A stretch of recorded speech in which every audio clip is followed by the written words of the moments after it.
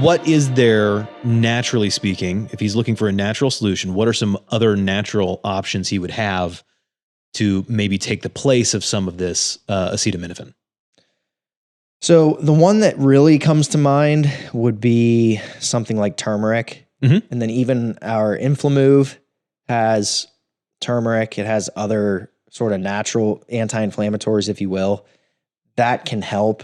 Now, is it helping because it's lowering inflammation? That I guess we can try to assume that, but a lot of times inflammation is a good thing. Sure.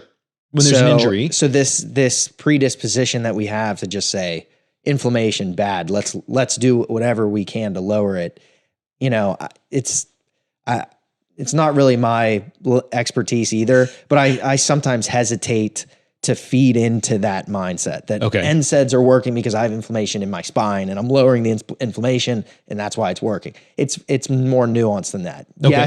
Yes, by definition, that's what those drugs are doing. That's what those medications are doing. It's just, there's a little more to that conversation than really I can even expand upon. It's just that it is easy to be reductionist in that way. Sure. So turmeric, Inflamove, that can really help. The turmeric works a little bit more like an ibuprofen, a little more like the standard profile of an NSAID. Okay. But certainly at the doses that we have in those products and the doses that are recommended, we'll generally glean towards less of those issues. You know, you see GI bleeding and all sorts of cardiovascular risks implicated with long-term NSAID use that it seems like the turmerics and the white willow and those sort of products don't necessarily have. And even wanted to mention I know we kind of started getting into some of the downsides even with Tylenol. Yeah. Even though it's not an NSAID, there still is the risk of some of those GI issues. Maybe not to the extent that ibuprofen or naproxen carries, but there's plenty of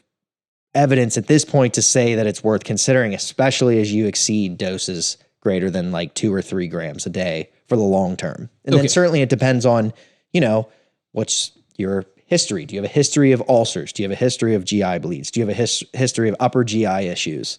All of those things matter. Do you have a history of also using ibuprofens? Are you using ibuprofen, are you using NSAIDs at the same time? So then there's a potentially additive effect of some of those GI issues. So at the end of the day, if you take 3 grams of Tylenol to manage low back pain and it's helping you function, then you can pretty much ignore a lot of what I'm saying. It's just that it's worth noticing how much color there is to these conversations. Sure.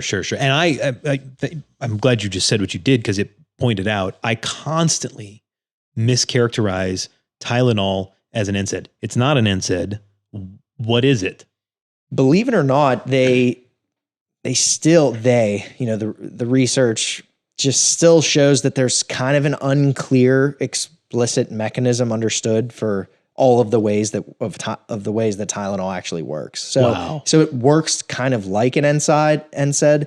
But ibuprofen is the traditional NSAID. Mm-hmm, aspirin, ibuprofen, and naproxen, meloxicam, ketoprofen, all of those. Okay. So I just need somebody to tell me what's safe and effective. Yeah, there's a it's the cyclooxygenase pathway that the NSAIDs actually work to inhibit. Okay. So there's 2 pathways, and there are certain NSAIDs that are selective for one versus the other.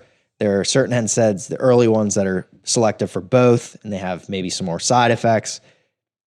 Tylenol sort of falls into this other category that, yes, it works to reduce the actions of some of those pathways or one of those pathways, but it's not doing it the same way that ibuprofen is. Okay. So it's still worth talking about in the same conversation. Yeah. It's just unfair to say that it's doing the same thing as what seemingly it's, brother and sister meds. Got it. Okay. All right. So if he's looking to do something natural, turmeric, we've got turmeric matrix, I believe essentials is what it's called. And then you said Inflamove are the two big options. But in addition to that, there's the don't be afraid of the amount of Tylenol you're using right now, assuming everything else is normal. But certainly trying to move away from that over time is not a bad goal